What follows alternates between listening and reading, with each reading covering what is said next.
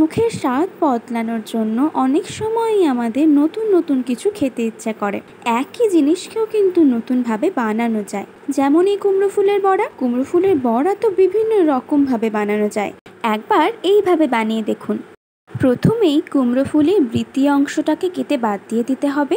বৃতি অংশ কেটে বাদ দিলেই ভিতরের পুংকেশর গর্ভকেশরগুলো বেরিয়ে আসবে। শুধুমাত্র পাপড়িটাই আমাদের প্রয়োজন।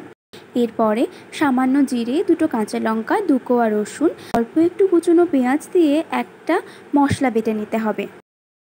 অল্প মশলা শিলনোড়াতে বেটে নিতেই সুবিধে হয়।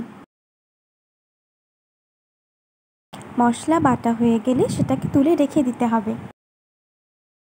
এরপরে একটি পাত্রে 2 টেবিল চামচ বেসন, বেটে নেওয়া সে মশলাটা আর তার সঙ্গে আদা বাটা দিয়ে দিতে হবে। এরপরে উপর থেকে জল ছড়িয়ে স্বাদমতো নুন আর সামান্য একটু হলুদ দিয়ে ভালোভাবে ব্যাটার বানিয়ে নিতে হবে। ব্যাটারটা খুব একটা পাতলা হবে না, তাই একেবারে অনেকটা জল দিয়ে দিলে হবে না। আস্তে আস্তে মাখার সময় পরিমাণ মতো জল দিয়ে বেগুনির ব্যাটার যেমনটা হয় ঠিক তেমনভাবেই বানাতে হবে।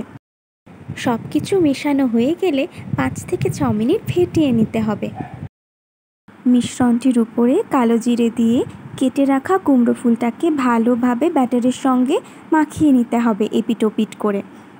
এরপরে আর কি, গরম তেলে ভালোভাবে ভেজে নিলেই তৈরি কুমড়ো ফুলের বড়ার এই সহজ রেসিপিটি।